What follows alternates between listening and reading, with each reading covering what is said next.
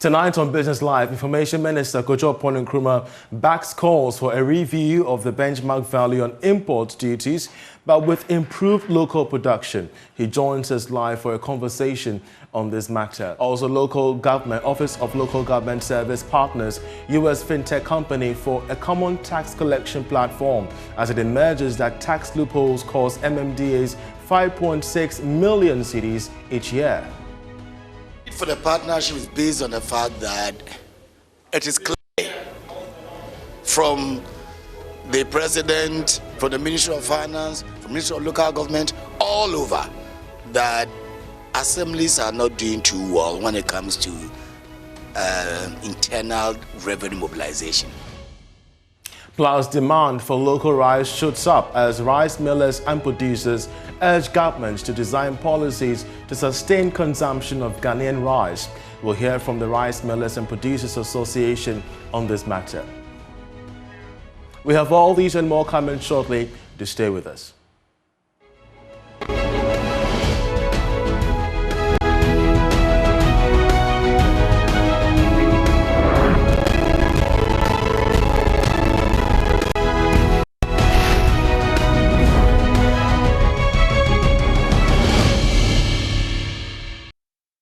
Hello everyone, I'm Charles Ayitey. Tonight, Information Minister Kojo Nkrumah has revealed that he supports calls for a review of the benchmark value on imports. Now, this is coming on the back of fresh push by the Association of Ghana Industries, AGI, for the Finance Minister to use the mid-year budget review of estimates to scrap the levies. The levy sought to remove some values on imported items, as well as reduce the cost of items brought into Ghana. But Mr. Nkrumah maintains that this should be supported by a strong push in local production by local industries in the short to medium term. The Information Minister joins us via Zoom with more. We're grateful that you could join us. First of all, why the support for the Association of Ghana Industries when they say that it's time for us to review the benchmark values?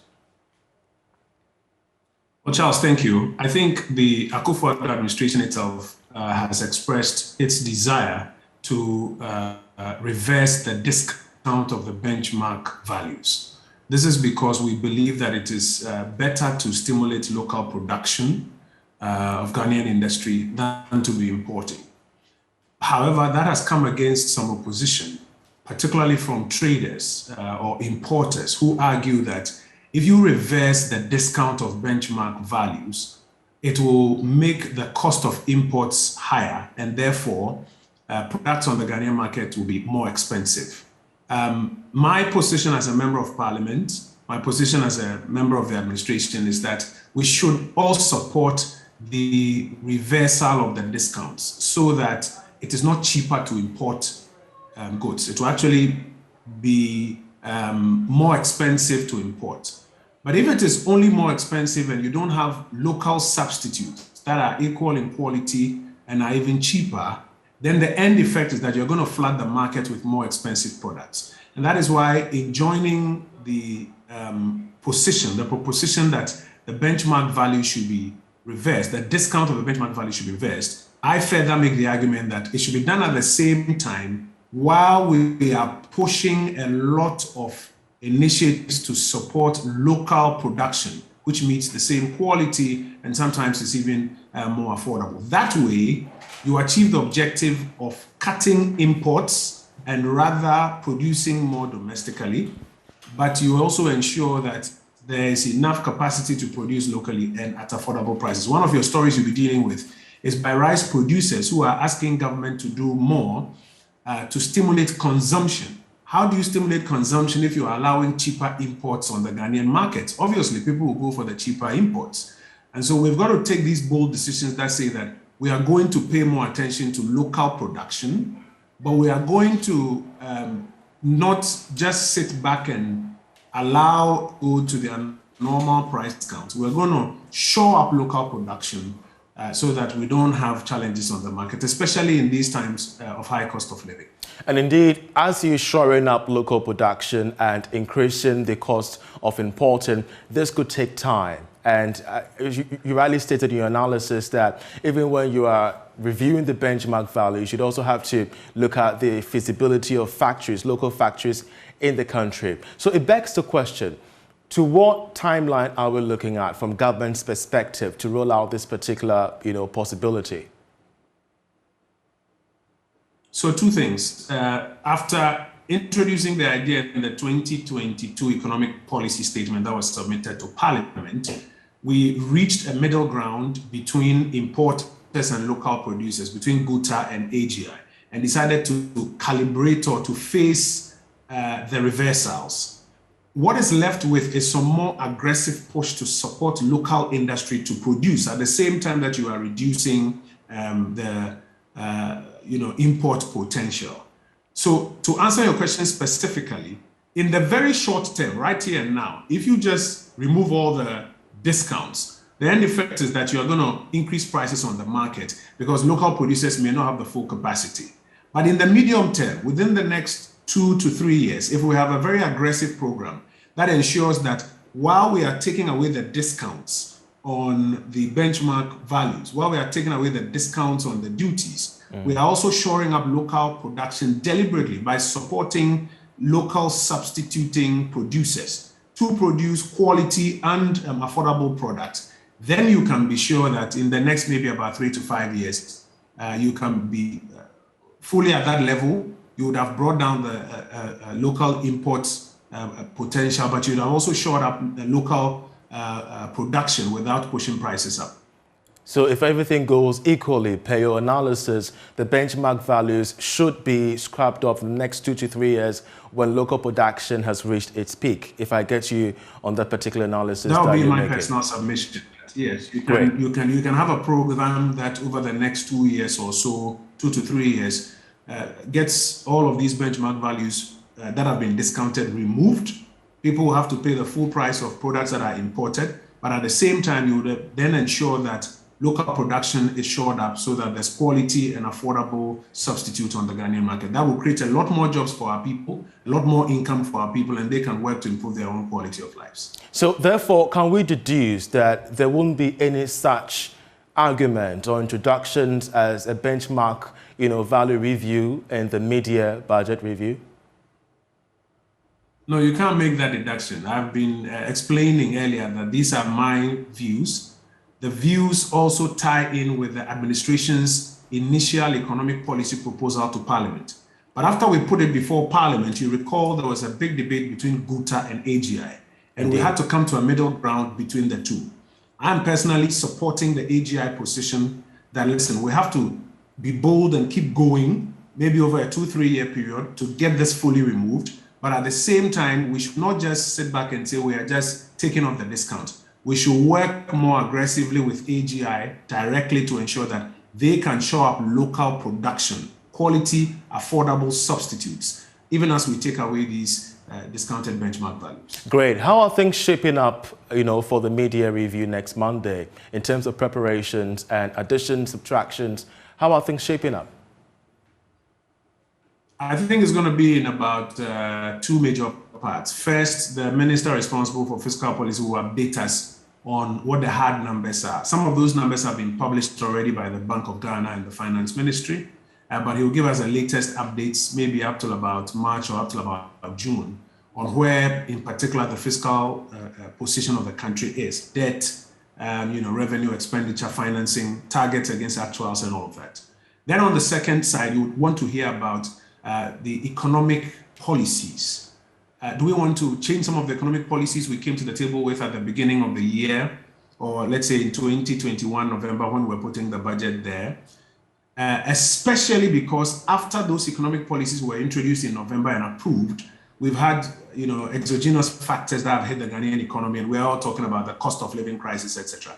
So are there new economic policy measures that are being introduced to help better cushion the Ghanaian or to mitigate the impact of all of these challenges on the Ghanaian?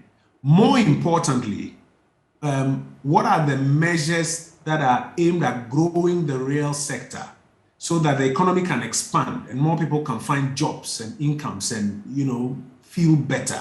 You also want to hear clearly what those real sector expansionary and job creation measures may be. These are the major buckets within which the minister responsible for finance will be speaking to us. And I think, we can be expectant to hear what sort of administration is finally agreed on. I'm sure you'll also update us on where we are in terms of our engagement with the fund, which is being invited to assist our enhanced domestic program, which you'll be outlining. We're going to be looking forward to that. But just before we let you go, Kojo, the Finance Committee has been meeting to consider a $1 billion syndicated loan to shore up our revenues. Update us on the latest on this particular meeting, especially when we keep seeing some opposition from the minority in Parliament. Yeah, there have been questions about the usage of the first 750. You recall that the 750 was already put in the economic policy statement, and indeed in the budget as well, that was read in 2021 for the 2022 economic year. But they wanted a breakdown of the specifics, and we have done our best to provide a breakdown of those specifics at the committee level. We are expecting the chairman of the committee, who is the one seized by the constitutional and standing orders of Parliament, to write that report and to sign same and to make it available to the House. And then we can seek to have a conversation before the plenary and at least get that first 750 approved while we look at the other 250. Hands out in Parliament. Kojo, we're grateful that you could join us with this update and, of course, your personal analysis, if I could use your words, on matters regarding the benchmark value. He's the Minister of Information. Well, away from that, official negotiations by government with the International Monetary Fund for an economic program could take off next month. This is what Joy Business is picking from our sources. George Rafi has been looking at the details and gives us more in this report. The proposed August date is part of a schedule that has been put together to guide the country's engagement with the IMF for an economic program. We understand that the mission team is currently carrying out the necessary analysis on the economic data picked up during its recent visit to Ghana in Washington, D.C., USA. The team is expected to present this report to the IMF staff for some input. Now, while that is going on, there will be some online and video conferencing with officials of the Bank of Ghana and the Ministry of Finance. The IMF, based on this data, is expected to come up with their own proposals on what needs to be done to stabilize the economy. This is expected to be influenced by a government-owned enhanced domestic program that managers are planning to put on the table. There has been some preliminary engagement with the IMF when they were in town. However, this August engagement can be described as official negotiation talks. Sources say there are moves to fast-track negotiations to ensure that the country's economic situation doesn't deteriorate going forward. The August negotiations timeline, which will also be influenced by a new debt sustainability analysis report put together jointly by the IMF and the World Bank. According to the IMF, Ghana's program with the fund will focus on debt sustainability and stabilizing Ghana's macroeconomic situation. You're still watching Business Live. Now, the cost of borrowing is expected to go up as the Institute of Economic Affairs is forecasting between 1 and 1.5% increase in the policy rate of the Bank of Ghana to 20 or 20.5%. Now, this adjustment, it believes, will narrow the inflation policy rate gap, although the real policy rate will still remain negative. Charles Nsinyeboa has more in this report. The Monetary Policy Committee of the Bank of Ghana will begin its quarterly meeting tomorrow, with the primary focus of the committee is to craft a policy to help stem the continuous rise in inflation. But a statement from the Institute of Economic Affairs indicated that the increase in the policy rate will signal the MPC's firm commitment to fighting inflation and bringing it under control. The upward adjustment, it also believes, will send the right signal to and help calm the market. Furthermore, it said the next meeting of the MPC in September, when the committee will have had the benefit of 2 more inflation readings in July and August, would give it a clearer sense of the trend for it to reposition the policy rate accordingly. The MPC of the Bank of Ghana, for the second consecutive time in May 2022, increased the policy rate, the rate at which it lends to commercial banks, by 200 basis points to 19%. Meanwhile, economist Professor Lord Mensah says even though he looks forward to an increase in the policy rate by the Bank of Ghana, government should also put in prudent fiscal or expenditure measures to complement efforts at tackling the rise in inflation. He spoke on the marketplace. For me, I believe that the policy committee may want to widen the gap between inflation and then, monetary policy rate so that it can feed into the various interest rate structures. And as a result of that, it will motivate people, to invest. It will motivate businesses to invest. So basically, that is the angle I'm looking at it. But if you take, the inflation that we target, and as I always say, it's not a problem of monetary, policy. I see it to be more of a problem of, fiscal policy, which we may have to, adapt different, strategies to ensure that at least some food stuff, because if you look at it, various inflation structures, it's food and, essentials are the ones that are costing most in terms of, the price increase. So what are we going to do as a country to ensure that, the fiscal aspect of spending wisely to grow certain aspects of the economy so that we can at least control food inflation in our environment should be able to help us. And you're still watching Business Live. An estimated 5.6 million cedis is lost each and every year from the revenue collection kitty of metropolitan, municipal and district assemblies. This was revealed in a site analysis of the tax mobilization of MMDAs by the Office of Local Government Service in partnership with US-based fintech company Javelin. This partnership is aimed at establishing a tax tracking platform that is to be piloted across 7 municipalities and districts. Here's more. Though MMDAs in Ghana are mandated to ensure they are responsible for their overall development, they are not generating the needed revenue to drive development projects. It gets worse as government fund releases are woefully enough to drive any project. In fact, figures from the local government ministry show that MMDAs achieved just 18% of tax collection targets in 2021. Averting this challenge, the local government office has partnered a US-based fintech company, Javelin, for a revenue mobilization platform. Speaking to Joy Business, head of service at the local government, Nana Ato Arthur revealed the partnership will see Javelin plug billions of cedis worth in tax loopholes across municipalities and districts in the Greater Accra region. The need for the partnership is based on the fact that it is clear from the President, the Ministry of Finance, from the Ministry of Local Government, all over, that assemblies are not doing too well when it comes to internal revenue mobilization.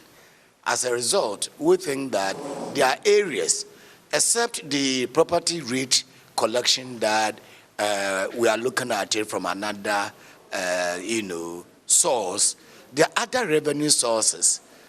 And we believe that we need to partner Javelin, for Javelin to look at how we'll be able to improve upon those revenue sources. VP of Javelin in charge of operations, Phil Darty, in a presentation to stakeholders revealed the plan is to establish a tax system designed to achieve solid economic growth and sustainable development for Ghana. The market women have phones, right? They have phones, but not all of them have smartphones. That's why we made provision for the USSD, the short code, they call it. Short code, very simple, very easy. And then like my CEO said, if they don't have any phone at all, then these tax force and these collectors would also receive the payment and make it on their phone for them. And then they don't have any email, they don't have any way of receiving it, a receipt. They could have a friend, a brother, whatever, give us their email and a phone to send a receipt. Now, if we need to come up with a paper receipt, we could do that. Meanwhile, founder and chairman of Javelin Group, Carl Powell, tells Joy Business the choice of Ghana is premised on the country's readiness to expand infrastructure development through an effective tax regime. We believe that a lot of the revenue potential for the country could be started by generating, increased collections at the municipality level. We like the municipalities in the central region here to start off with.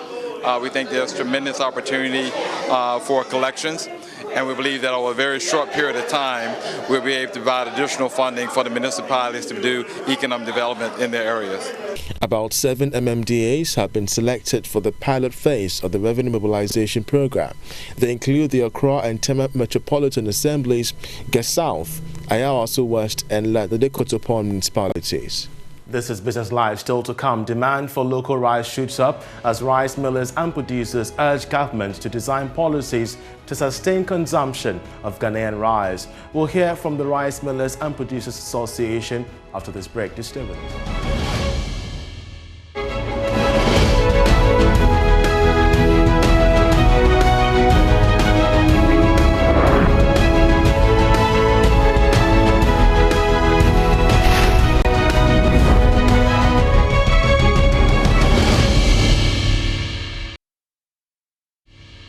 Welcome back. Demand for local rice has gone up following a ban on the export of rice in Southeast Asia. That's the claim by local producers and millers. The situation has compelled major rice importers to turn to Ghanaian producers to fill the vacuum created by the shortage in import of rice. We're joined by the convener of the Rice Millers Association, Yao Edupoku, with more on this developing situation. We're grateful that you could join us. What is the current issue when it comes to demand and consumption of Ghana rice in the country? I'm afraid we have lost him there, but we'll try raising the phone lines to get him up, because even though Southeast Asia has decided not to, export rice based on circumstances known to them, these rice millers back home here in Ghana are raising stark concerns, as I've already stated, regarding the impact on their fields and, of course, the need for governments to intervene. We'll try the best we can to raise the phone lines once again to get in touch with the convener of the Rice Millers Association to get their take on what exactly this could mean, whether or not we're going to continue seeing a hike in prices or not. I think he's joined us now for more on this. We're grateful, sir, that he could join us. We do know that geopolitical situations are getting much more difficult, but when it comes to demand and consumption of Ghana rice in the country as it now, where lie the challenges?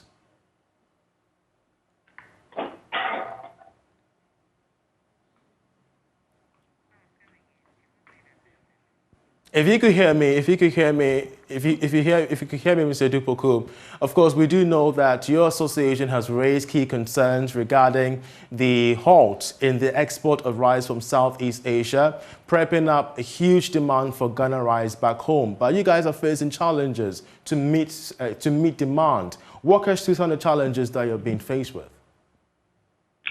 Hello, good evening. Can you hear me? You're loud and clear. Yes, sir. So far, so good. The demand for imported rice in the local market is facing challenge because there is shortage from the producing country because of a deliberate policy to hoard their food for local consumption instead of export.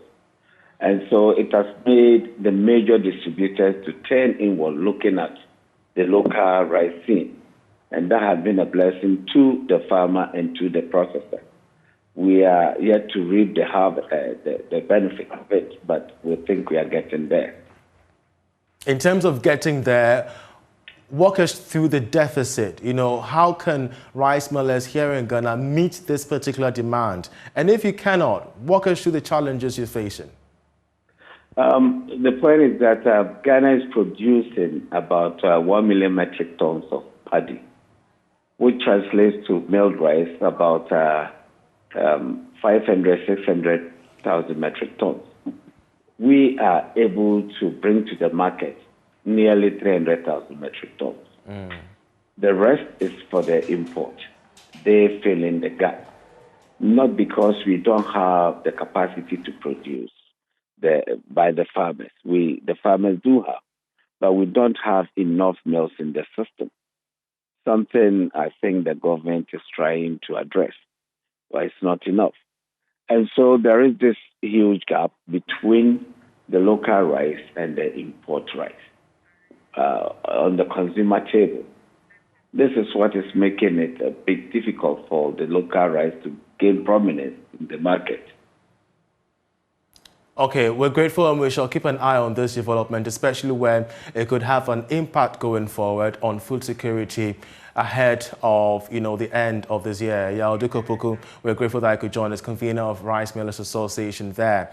This is Business Live. We're grateful that I could join us, but I'll leave you with international business summaries. I'm Charles Ayitey. Many thanks for watching.